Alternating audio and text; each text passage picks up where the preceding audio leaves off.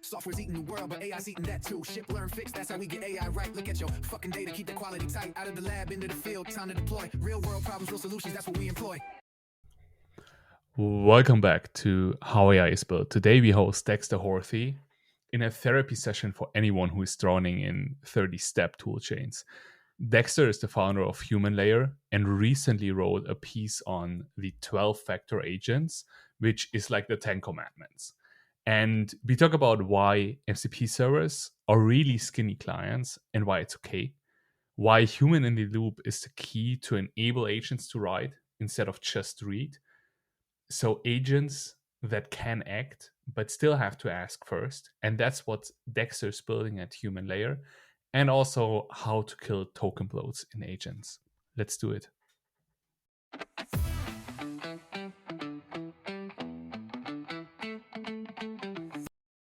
I have been doing way more with MCP just based on your comment. And it's really interesting. Also what you mentioned with the roadmap, that it hasn't been evolved in any way. There's nothing. The roadmap for MCP? Yeah, that they haven't adjusted it, nothing new.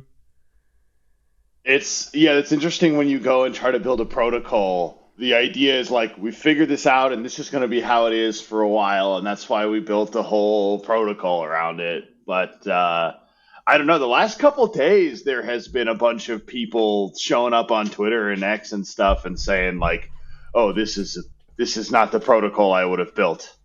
To paraphrase, some people said some much more aggressive stuff, but I finally played with it on late Friday night, beyond just using MCP servers, but building a program that a CLI that actually implements and calls and discovers servers. And I don't know, the libraries that people have built around it are cool. I think it works. What have you been messing around with it?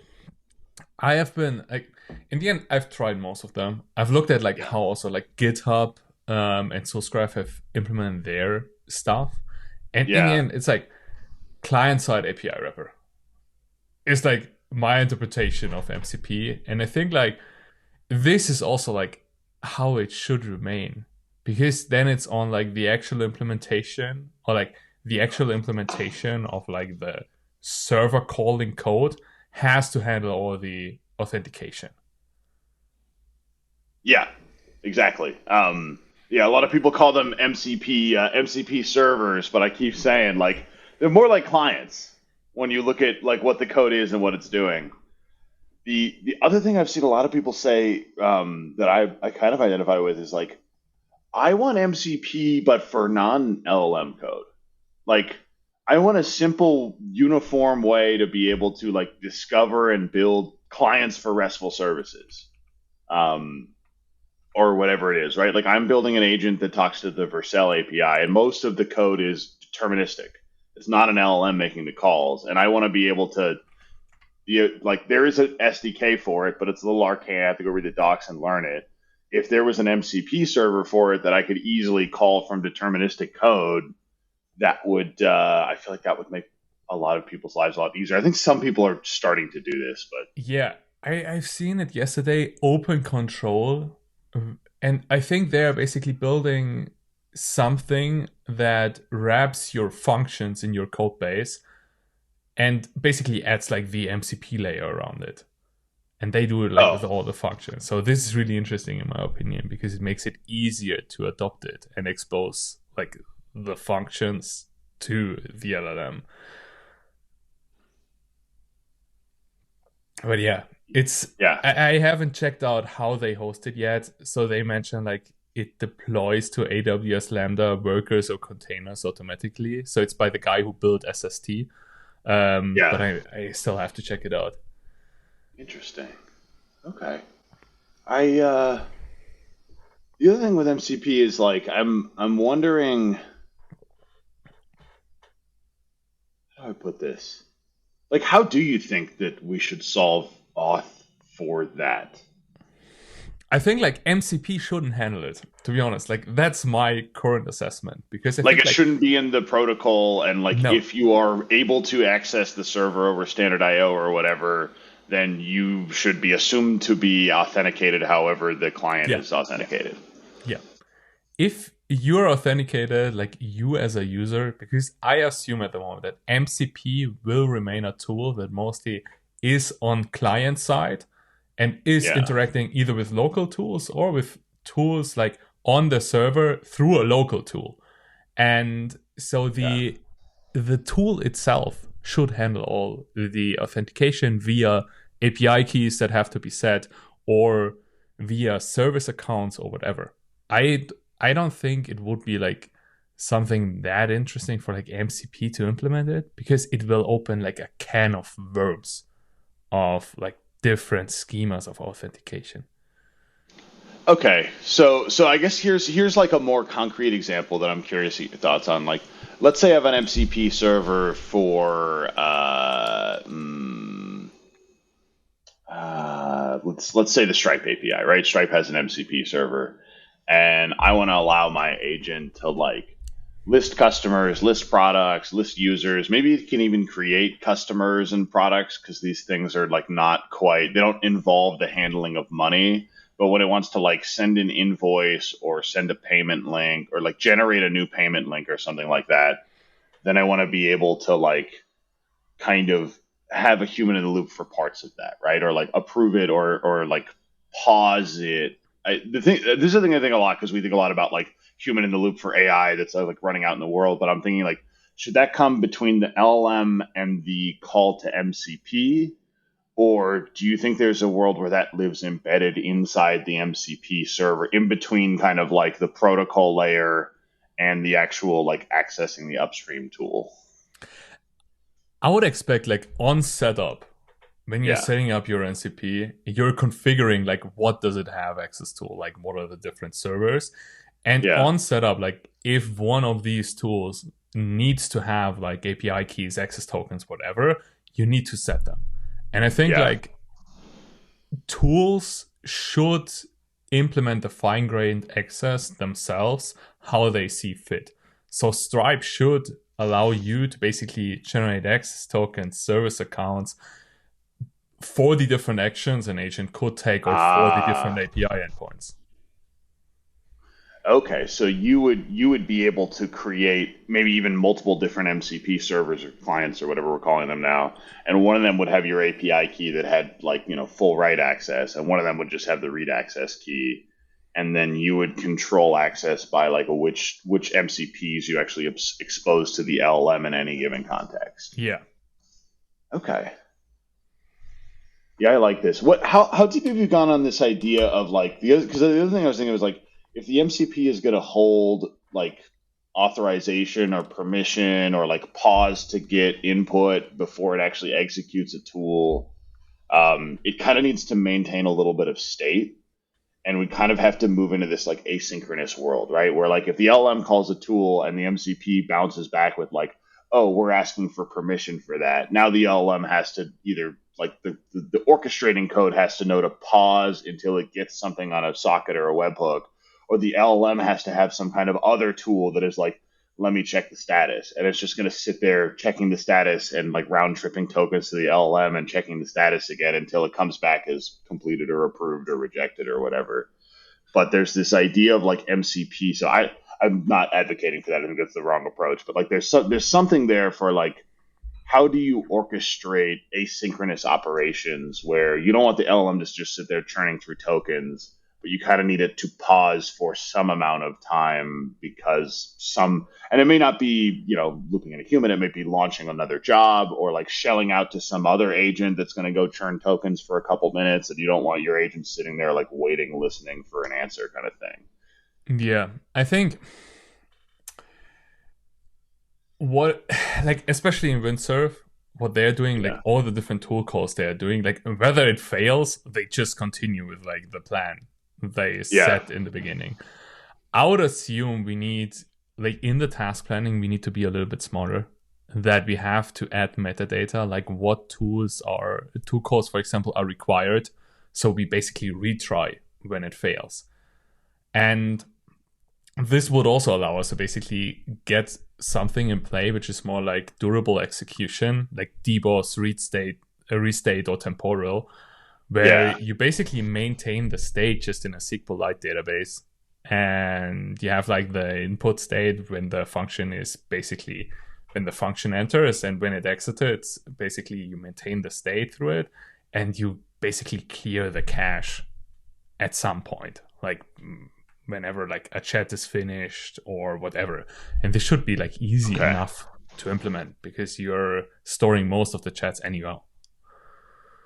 Okay, so you're kind of storing when you talk about like DBoss and temporal. Those ones are really interesting because like, and like even something like LangGraph, right? LangGraph, where you kind of have this, you have your business state, right? Which is your context window, your messages object, and that's customizable. But almost everybody I know is just using like a stream of OpenAI messages to go back and forth to the LLM and call tools, whatever.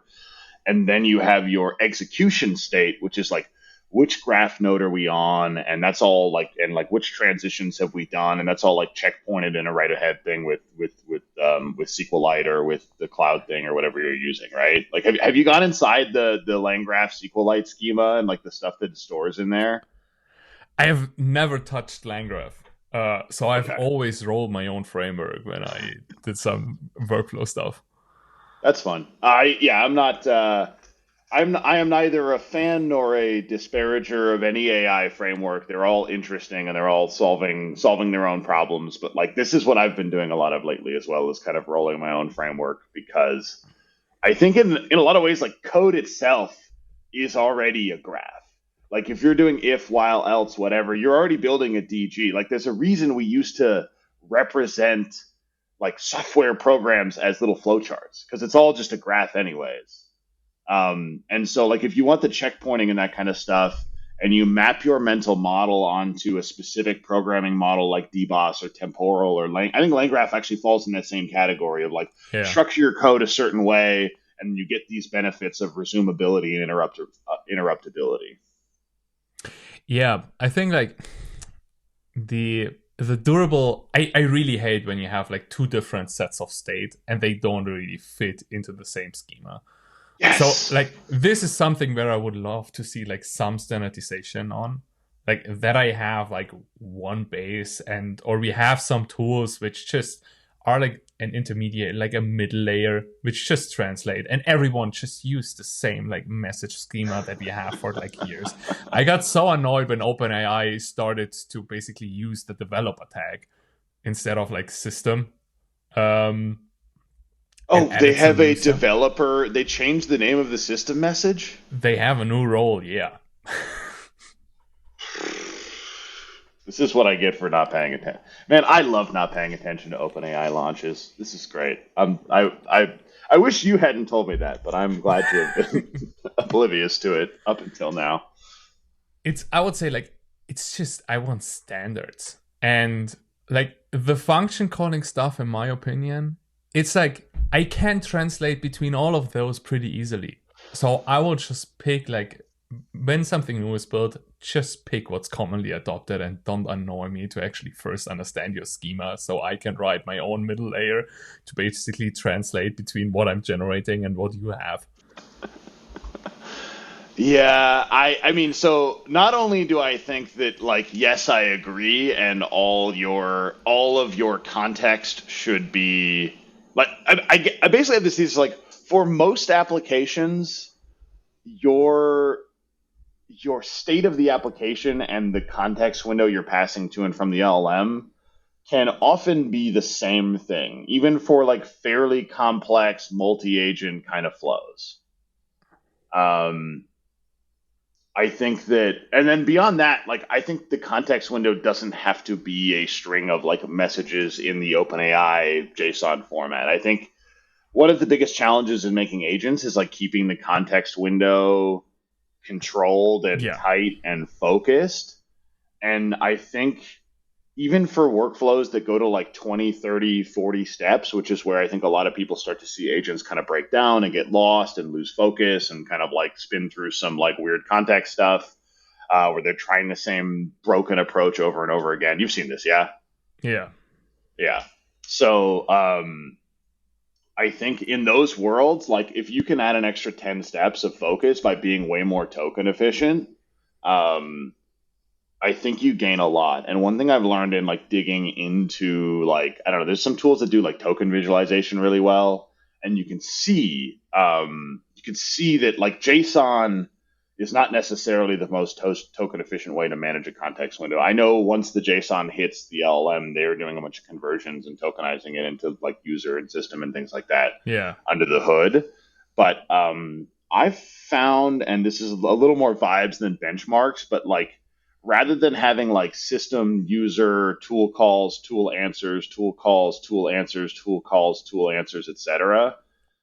I just do system and then user, and in the user message, I put like a concise. I happen to be one of the like people who's into doing like XML and prompts, but I'll just take everything that's happened, all of the like messages and all the tool calls and all the tool answers, and like serialize them however you want into one user message. Because at the end of the day, when you pass in a context window to an agent and say like call tools and or tell me you're done, one of those two things, you're basically saying, here's everything that's happened. What's the next step? And you can structure that question however you want.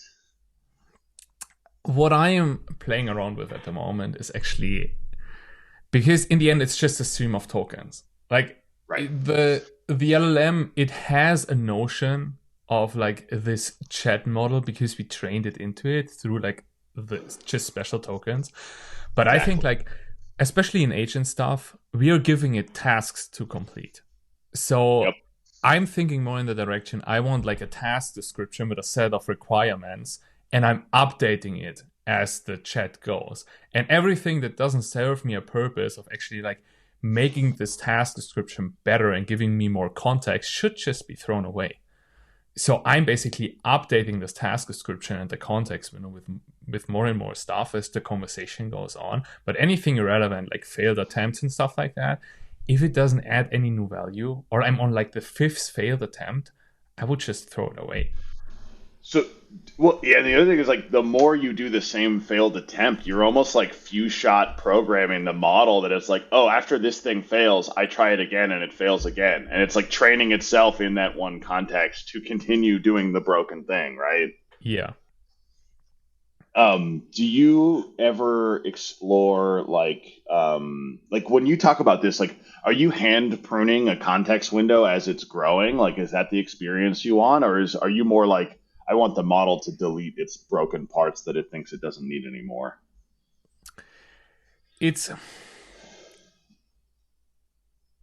I'm using an LLM. In the end, like all the like LLM compressions, like in agents, the stuff that came out early. I'm not sure, there was like one Microsoft library which was used for compressing the context window. And I was always like, usually you build something task specific so you can give it information. Okay, what information is valuable? What do I want to keep and what do I want to throw away? And the model's job basically is to copy paste relevant stuff into the context window. I think there should be a smarter way, but it's really hard to basically, like, you can't really do it algorithmically. Yeah. It's interesting. Yeah, I think one of the most interesting things in AI in the next year or so is going to be continuing to hone in on this, like, which parts of this can humans do well versus which parts like can be left to the LLM. And I think we're having this constant rotating of like, oh, humans are on the chat side of this and the LLM handles everything of all the calling and tools and like manages its own context and stuff. And it's like rotating through a little bit where like, actually the LLM's better at writing its own prompts than humans are. And humans should actually, like, there are things about managing the context window that the LLM just isn't very good at. Yeah.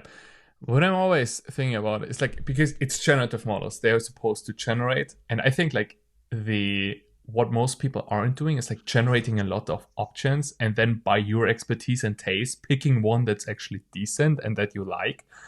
And I think, are we enforcing like something like we want really like deterministic outputs by doing like all the supervised fine tuning and RLHF and taking like the creativity out of it that we would want if we generate like lots of options because we want diversity? Yeah. I mean, have you found like specific projects where like you've actually like baked that options and human choice of the outputs into what you're doing? I have experimented with training my own like LLM for writing, and for that I use base models mostly, and Okay. just like continuing the pre-training with only what I've written before and pieces of writing I like. And it's like 90% of the outputs you can throw away, but like 1 in 10 is like really, really good and really hits it on the head. And I Okay. think like this is something really interesting that I'm a little bit missing and no one is really exploring. Is how I mean, do you think a model could have picked out of those 10 which one was the best, or is like it had to be you? I think it could be a model, but I think you would need to align it and give it like some structure of what you're looking for. Okay. Yeah, I mean, Because I think, use like, models. Yeah, go ahead. this is more of a deterministic task. Like, I want to pick the best thing. This is a deterministic task, so fine-tuning and RLHFing for that is pretty good. Like, but generating a text, I think like I want the creativity. I want like very different options, which is really hard to get if you're using the same model and giving the same input, slightly different instructions. Like, you're still getting pretty overlapping outputs. Interesting. What were you fine tuning? Like, were you fine tuning on your own writing, Yeah. or like, yeah, okay. And I have like a bunch of like people I follow, which I just basically copy paste their text as well. Where I really like the writing style. Did you try doing that with RAG? Like, just like pushing samples into the context window? Like, did that help at all?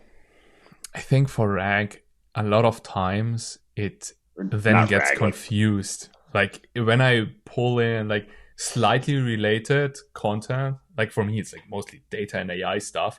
I pull in Yeah. slightly related stuff and it suddenly adds like a few sentences on like a different topic which was in the context window and like which is completely different to like the input I fed it. And I think This like is I'm so giving torn it on knowledge when you really want to coach it on style, right? yeah, I'm really torn on few shots when it's not about like up-to-date stuff or like knowledge-based stuff, but rather it's like style and like forming the output. The best prompt engineers I know are pretty anti few shot because it's like you're giving the model too much direction and you're limiting its scope of what it can, again, from what you're saying about like generating and being creative. Yeah, it's The thing I've always wanted is like, I'm curious if you tried this, is like I want a model that writes like me so badly. And my like poor man's version of this is a very like raggy version where it's like you just put stuff into context. But like setting up a writing workspace in something like Cursor, taking everything I've ever written that I like the tone and the style of, and dropping it in the folder so the Cursor will pull it into the context window, and then just start writing a new article, or even do like Cursor auto completions or Command K to be like, hey, write a paragraph about this. And then it's just Claude, right? So it still needs to be heavily edited, but it can start auto completing from what's already in the document. And so in those moments of writing where you're blanking, it can actually fill it in and be like, oh yeah, that's what I was going to say, or that's what I wasn't going to say. Like having something to say, no, that's wrong, is actually super valuable in writing, to be able to figure out like, okay, but what I actually want is this, versus I'm stuck, I don't know what to say here. yeah, but it will be difficult to like use negative examples in the context window as well, like negative few shots. This will be interesting whether it would work. Oh yeah, don't write like I don't this. know. I don't know how you would do that. Yeah, yeah, just name it trash article. Do not copy. Yeah, I'm using like most of my writing is in Cursor because I'm just writing a Markdown block basically on Astro. So I write directly in the editor, so I don't have the friction of copy and pasting around. And I feel like they have some stuff in the system prompt which primes it for coding. So I feel like when I use raw Claude, it's way better at writing because it knows like, okay, I'm writing something and not doing anything else. In like Cursor, I feel like they have something in there which primes it for coding or writing documentation or something. I think that's probably right. Have you found any good writing tools that give a cursor like experience, but for that raw Claude like writing moment? No. But it's like I tried pseudo-write, for example. I tried Lex by Avery, lex.page. Okay. I tried Spiral, which is basically like reformatting content. So like it assumes you have one piece of content, like a tweet, and you want to go to a blog post, or you have a podcast and you want to go to a LinkedIn post. And they bank really heavily on few shots. But I feel like they're all using the same models, and I feel like it's really limited, like what they can do with a few shots, and without really clear instructions, like what I want to get out of it. And in my own writing, I started to do basically, I write it out, and I give the same input to an LLM, and when it gets close to what I've written, I don't post it, because I think like it's already on the internet. It's like slop that's already out there. I don't need to edit. Yeah. Yeah, the slop thing is really hard. I've been experiencing this thing lately with like both with code and new projects and with writing projects, where it's like you have a really good idea and then you're like, cool, I'm gonna ask Claude to help me build this out. And sometimes it does it and it's pretty good and you can iterate it from there and like make it good. And sometimes it comes out so sloppy, just like Claude's having a bad day or GPT's having a bad day, and you have this like internal churning. I don't know what there's probably some long German word for this feeling where it's like that could have been a good idea, but instead I gave it to a model and the model didn't do a good job on the first try and it didn't do a good job on the second try, and now like I hate everything about it and I have to throw it away. I think like that's like this. The issue I have with LLMs, I want them to first generate options, and then I want them to basically go explore, exploit. Like use that. In the beginning, explore, give me a bunch of options. Then when I find something I like exploit heavily into that. But I think like directing that is really hard. There are a bunch of people who do like this spec-driven prompting, like generate a really detailed specification first of what you want to build, and prompt the LLMs to ask like a bunch of follow-up questions, and then automatically generate like prompts for the different components and what you want to build. But also with that, I never really had like the success. Because I think like if you build a bunch of stuff, you have like so much stuff in your head already, like how you would build it, like what tools you like, what tools you don't like. And I think like the LLM never gets it correctly. Like when you're building systems like that, are you just like hacking it together with code, or are you using some of these like more like WYSIWYG like agent playgrounds? To be honest, like most of my day is just spent in NeoVim or Cursor, like one of these two, and I don't really like to exit them because I think like staying in the flow and staying in the same tool really keeps you focused on doing whatever you're doing. Right. You switch to a window to use ChatGPT, and then suddenly you end up with 6 LinkedIn tabs open or something, right? 6 LinkedIn tabs and 500 shorts in on YouTube. Yeah. That's cool. Yeah. I mean, I guess I'm curious, just like what are you building these days? Like what have you spent the most time like hacking on lately? So really hacking. One of those was like this task description and task update. I think a lot is like, you can summarize it as like context engineering. That's it. Everything is context engineering. Like all of RAG, all of agents, all of multi-agent stuff. It's all like, how do we get a good focused context to a model so that it can do a good job? Yeah. And it's like, I'm always thinking like you have a bunch of different like data structures of a way to present the information. One is like a profile where you basically have like set fields and you're just updating them all the time. Then you have like a knowledge graph, which is just like you're capturing facts and stuff like that. And then you have like just raw dumps of data, which is like a vector store, or like you have a SQLite database on top, you're running some form of search. And you can build, I think, like really much with these 3 components, but usually you have like the important part is the metadata. Like, how do I attack the data so I can slice and dice my data in a way that creates like an interesting representation, like whatever I'm doing. Or the LLM. Yeah, like a timeline, for example. Like often it's really interesting to present like basically history of the same file. Like I have the past commits of the same file and basically show it like how did it evolve, and then tell it, okay, I want to do this next. Interesting. Okay, because that's almost like building it's velocity rather than position almost. Yeah, and I think there's like so many different representations which you can craft. And I think like we barely touched the surface of figuring out like how can we best represent the information to get like a really good output. And are you doing any kind of like evals or testing or harnesses around all of that? Like, is it? I feel like as a solo dev hacking on my own stuff on the side a lot, I have the benefit of just being like, yeah, vibes. But yeah, vibes. I'm curious, like, but I also have this like deep desire to know for sure if it's not, because like there's this thing of like you tried 6 different prompts and you kind of get lost a little bit of like, okay, which one worked and which is the best thing, and you kind of just like hope it all gets baked into your subconscious somehow, so that the next time you go prompt, you're getting to know the LLM, but it's at a deeper layer than anything that you've written down or that you could prove.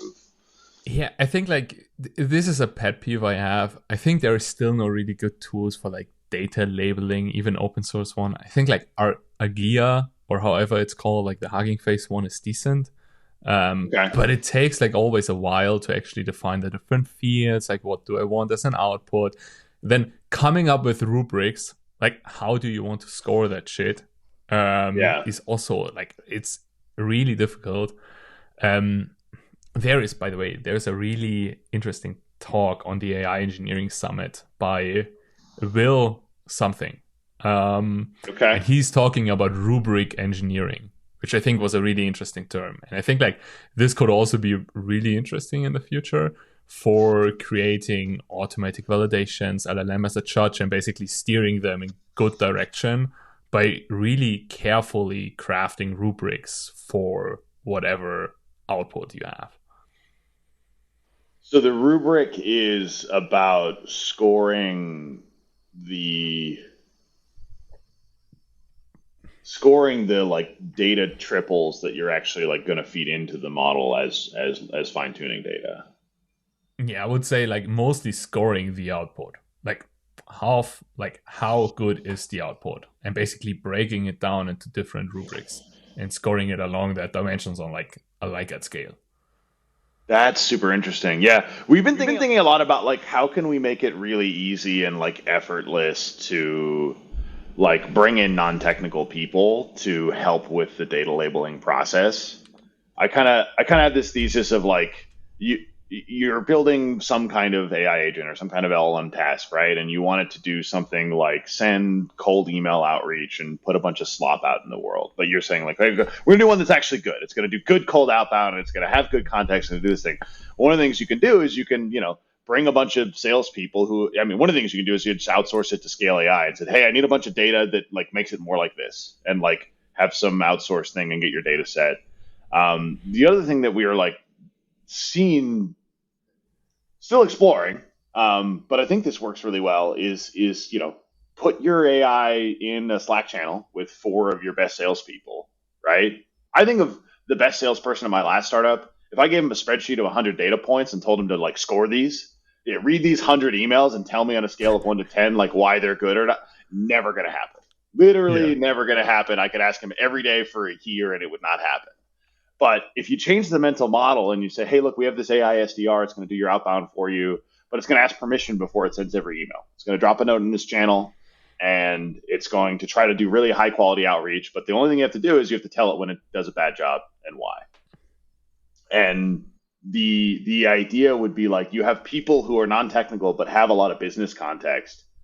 And I would love to see the sorts of systems where you just drop this thing in Slack and have the salespeople yell at it all day, and every 2-3 weeks you generate enough fine-tuning data. I mean, you have to change the raw Slack messages of like, hey, this is bad and here's why, into fine-tuning data, but I think an LLM can do that.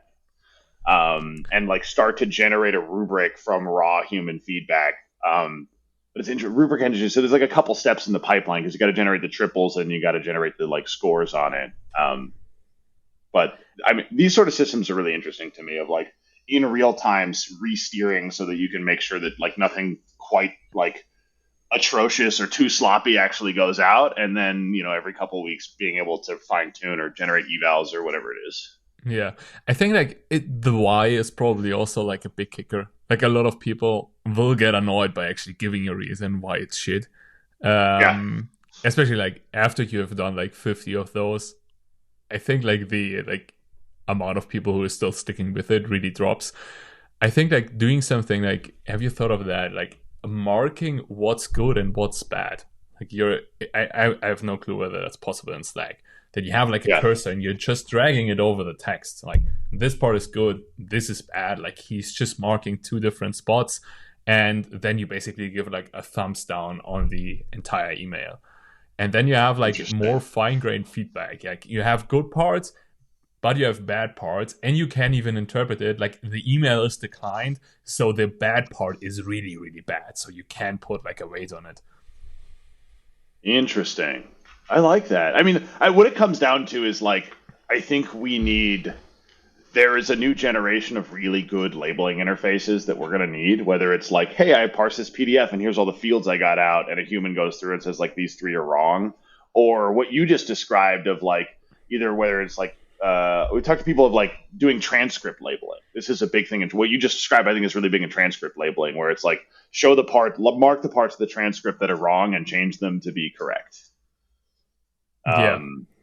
But yeah, which parts of the email are slop is an interesting one, and like I think you will, if you can figure out a way to convince people that like, hey, doing this work will limit the amount of slop in the world, you're gonna get a lot of fans because it's a real problem.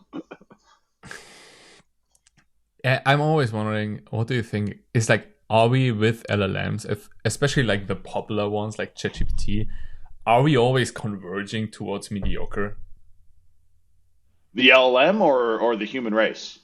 No, the LLM. Because it's trained on feedback data in the chats with like the general population.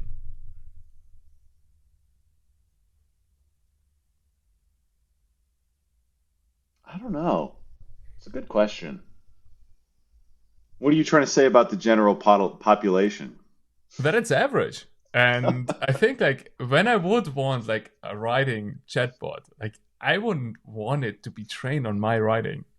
I want it to be trained on like the best technical writers which are out there. Yeah. Interesting. Yeah. Or like just train it on Ernest Hemingway and that's it. Just dump all the works of Hemingway into a fine-tuning set over and over and over again. I mean, I can't see how I can say no to that question. I don't want to say it out loud because it's depressing, but I think you might be onto something there. What do we do about that? Yeah. I'm not sure what we will do about that, to be honest.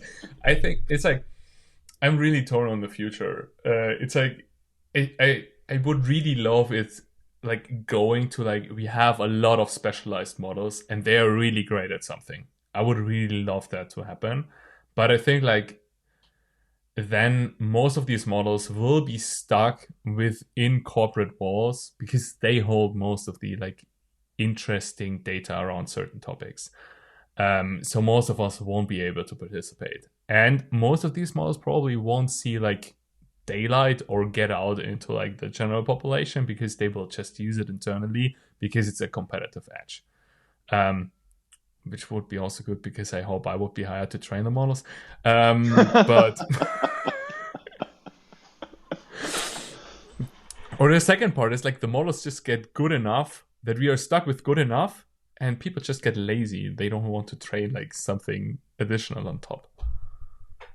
Yeah, the bar is like, I don't need to go from 95 to 97%. Like, It's not worth it. No one cares enough. It's like, what's another example of something like that in the world? I'm trying to think.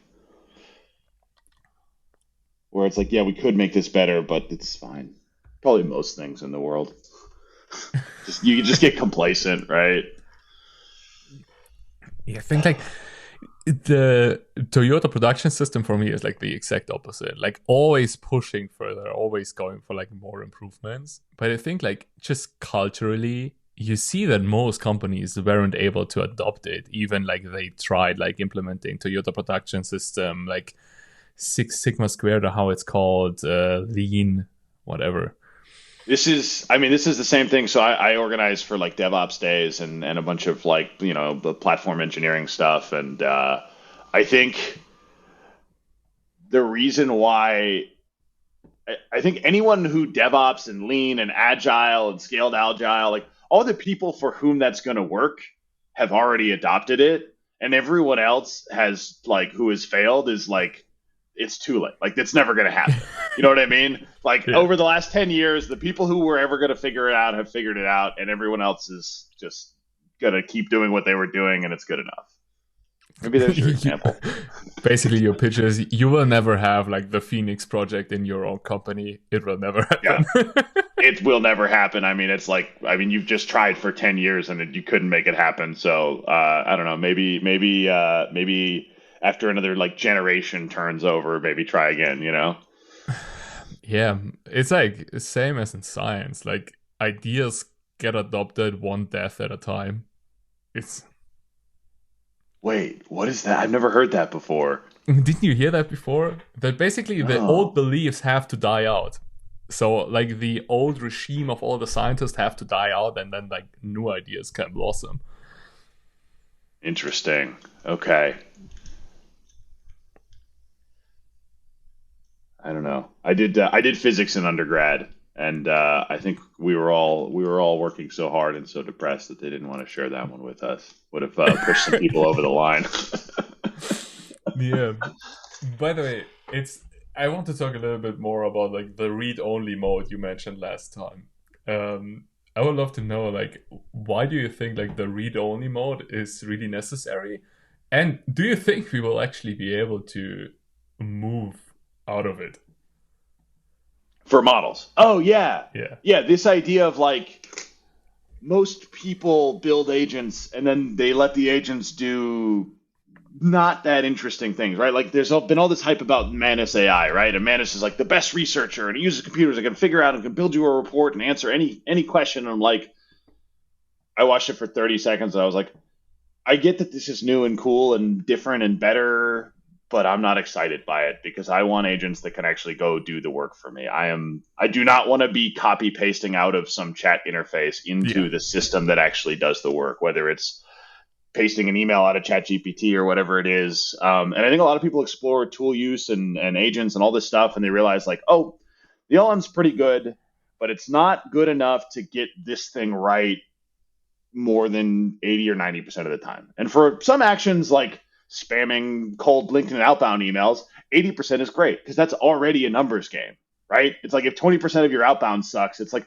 20% of your human written outbound probably sucks. So it's like if you can you're just trying to get in front of all the right people and get those, needle in the haystack kind of thing. Like I think 80% accuracy is fine, or even 90% quality, whatever it is. But there's a lot of things that I want agents to do that they cannot do with the 99% or 99.9% accuracy that they need to do to be able for me to actually trust it to do that like fully autonomously. And I think most people have that experience of like, oh, it'd be great if this thing can update my CRM after a call. That is like, oh, it kind of gets that wrong sometimes and it's just creating chaos. And now Salesforce is even worse than it used to be. Like I would rather have no data than bad data, right? I'm not sure whether you can make Salesforce even worse. Oh, trust me. I've seen it.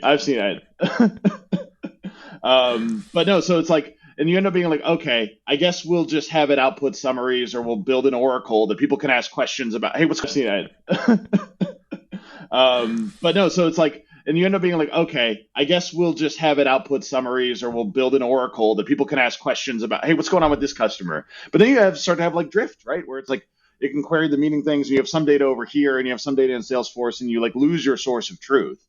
And I actually think that like, we're so close to a breakthrough here where like I get why everyone's obsessed with getting models to like write code and analyze data and do math. Like these are really interesting, important benchmarks. But what they're really valuable for today is like moving information around and keeping everybody on the same page, which you ask any smart, talented, like especially knowledge worker type person, that tends to be their least favorite part of the job. Like most engineers, they hate going into management because your job becomes like keep everybody on the same page, move information around, and keep everybody informed. And so I have this vision of like, you don't really want an agent to go send team updates all over your Slack for you, because again, that should be very high quality. That if that's slop, you're screwed. I'm rambling a little bit here, but basically my take of all of this is like the models are almost good enough to do these right actions, to do these impactful things. And if you can get it to 90% accuracy with good prompting and good context, and I mean, this is what I started building all these agents for myself that worked in this way, where it would like shoot me a text message or shoot me a Slack message of just like, hey, I'm going to do this. What do you think? And I would 90% of the time I would just hit approve. And 10% of the time I would send the LLM feedback. And that became so much better than like asking the LLM and then copy and pasting out. It's basically like cursor tab autocomplete for every API, for every tool call in your life, basically. Of just like, hey, this thing happened in the world. Agent looked at it, started thinking about it. Here's what it thinks the next step is. And 9 times out of 10, it's correct. And so like, yes, I still have to do 10% of the work, or let's say 11%, because I have to do the work to actually hit the approve button. But I just made myself 10 times more efficient at that. And so now I can do 10 times as much of that work, whatever thing it is, whether it's customer success or support or sales or engineering management or whatever it is. So that's my take. Maybe the model someday will get smarter. If they converge on mediocrity, like you said, maybe not. But that's where I think we're going. I think like first, like converging to mediocrity will be one point. And I think like the second trend is like we are chaining more and more calls. Like we are doing task decomposition. And this means like even if the model has like a 99.9% success rate, if I chain like 10 calls, like the failure rate gets increasingly higher. And it's exponential, right? Because every time you go a little bit off track, you're more likely to go more off track. So it's like, I'm not sure whether we will hit like this 99.9% task completion rate. I don't believe it. So I think like the human in the loop part will be really important in making that as frictionless as possible. And one big belief of me is like actually going into the tools where the people actually like spend their time and just like pushing it into that. Yeah, people don't want to load up your 16th ChatGPT inspired interface if they can just like, I don't know. I'm sitting in my email inbox and all day dispatching work to agents and hearing back from them via email, and it's great because it's like it almost feels like there are digital people in our company working for us doing stuff. Yeah. We have built something around content automation, which was really interesting to me, and we built it to be autopilot and like what you're building with human layer, we built that like basically pushing a message and getting approval. But then we heard like the exact opposite. They want an interface where they have like a real app editor and stuff like that, which was really annoying to me. I really like sticking in the back end was really beautiful to me, like using other stuff as apps. That's right. Yeah. Someone accused me recently of like, Dex, you just want to move all apps to work over email because of LLMs, but also because you've always hated front-end dev, and now you can build an app that's entirely back-end, and the front-end is just plain text over email. That's just beautiful. Yeah. Anyways, it's the people who want to write everything in plain text markdown and live in Vim all day and not look at a website. Yeah. How do you actually think about doing corrections? Because I think like having the interface, you can allow like way more corrections in a little bit more fine-grained way. And I think like when you're in Slack, WhatsApp, whatever, you're limited usually to like messages. So you can't really do like just like fine-grained correction in like a function call. Yeah, so Slack builder interface, so you could let someone come in and actually edit the fields of a function call. So you could do that, but I think you're right. I think the best way to do this, and I think this is like, again, this is fine tuning for behavior. I don't think this is something that you would use RAG for. Like I think the data you generate from having humans like relabel this stuff is super, super valuable as well. But getting them to do it well is like giving them the right interfaces. So the thing you're talking about, like highlight this sucks and highlight this is good for a email or a message or some kind of like text content, or even just being able to edit it and then we store the diff. Because then you can have the original as, your negative pair and the, updated one as your positive pair. I'm trying to think what else. Yeah, no, I agree. I think we've talked to people who like, I want to ping a human for input, but we're building robots. And the input task is actually like, I need to show them a picture and have them draw a bounding box on the picture because the robot is stuck and it doesn't know what to do. Yeah. So, that's another thing we're talking about is like building. I think it would be really interesting to see. I think we'll see in this year, whether I do it or not, like a set of open source kind of React components to make it really easy to label data. That's kind of one thing that I'd like to see. And if you're listening to this and you want to collaborate on that, definitely hit me up. Slack has like a. The question is, do you see it as a plugin? Because I know, like developers especially, I don't have Slack installed or Discord. I just go in through the browser. Okay. And I think like using like a plugin would make a lot of stuff easier because you could do the labeling and just send it through a plugin, and you wouldn't have to build like integrations into all of the different tools. When you say, what do you mean by plugin? Like a cursor add-on or something? Or no, basically just a browser extension. Oh, interesting. Why a browser extension instead of like a standalone, just like web app that uses components? Because then he has to go to a new tab. But the browser extension shows a pop-up on Slack. I see. Yeah, just a quick overlay, label it, and be done with it. Interesting. So from Slack, I can do some action, and it actually it looks like I'm interacting with something in Slack, but really it's a browser extension. Yeah. Okay. I don't hate it. Did you know did you use the Arc browser? Yeah, I have a lot of mixed feelings about Arc. I won't go into it. Me too. I think like the one thing that they actually was really good was like their boosts, which made it really easy to build custom extensions. Okay, I've never built a browser extension, so I'm curious to hear how that goes. Yeah. And they basically just gave you you had a JS file, you had a CSS file, and you could make like an HTML file to render something. And they basically did all the scaffolding around it. And this made it really easy, and it was really nice to use. But it only works on Arc. Yeah, it only worked on Arc. Interesting. You have to give that a spin. Dude, this has been super fun. I am so glad we got to hang out today. Nice, yeah. So if people want to follow along with you or give me the 10-second pitch of Human Layer as well. What are you guys building? Who should come to you? Who needs you? Oh, yeah, sure, totally. So, yeah, Human Layer is an API and an SDK that lets your AI agents that are kind of running out in the world ping humans asynchronously for input and feedback and approvals on certain things. So we have a customer in supply chain that's using Human Layer to, when their agent notices hey, this order is behind, we need to send an email to the supplier. It sends an email to the distributor and says hey, look, we're going to send this email we're going to coordinate with suppliers on your behalf.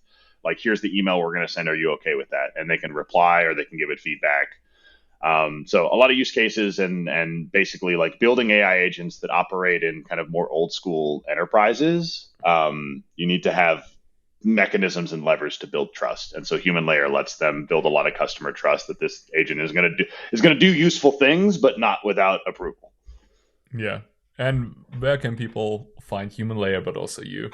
Since I had the pleasure of reading through all your tweets. Did I send you a list of tweets? I'm sorry about that. I shouldn't have done that. Human Layers, you can log in, sign up. It's self-serve on humanlayer.dev. Give it a spin. Let us know what you think. There's a Discord. I'm on Twitter, Dex Horthy. I'm on LinkedIn. Please, if you're interested in this stuff, give me a holler. I respond to pretty much everything. So excited to chat with the community here. So this was our first episode back from a 1-month hiatus. I've decided to revamp the podcast a bit. So this would usually be the place where I would share my takeaways from the episode. But I've decided to restructure the podcast a little bit, and because the episodes were becoming longer and longer, and the takeaways at the end were only like for like a 1 hour episode, we're getting like 10 minutes long. So I've decided to split out the takeaways and publish it as basically a standalone audio. And this should be like, if you are in a rush, if you are in a hurry, or if you're unsure whether the content is relevant for you, this would be the thing for you. So this will be published at the same time. So you will get the episode and only the takeaways. And how I imagine you listening to it is basically, if you're in a rush, just listen to the takeaways. If you aren't sure whether the content is for you, listen to the takeaways. And if you're satisfied, you don't have to listen to the full episode. If it piques your interest, dive deeper into the full episode. So you get like the 2-for-1. As a bonus, I will start to publish more and more of the research that goes into each episode. So usually I spin up quite a few examples, go deep into the different resources on the different tools we are talking about, and develop a GUI, a TUI, a quick example, and spin up a front end. And I will start to share more of my research and my code. And this will probably happen mostly on the YouTube channel, because I will probably add quite a few sketches on TL Draw, the Nicolay Draw, or share some code. If you want to catch that, subscribe on YouTube.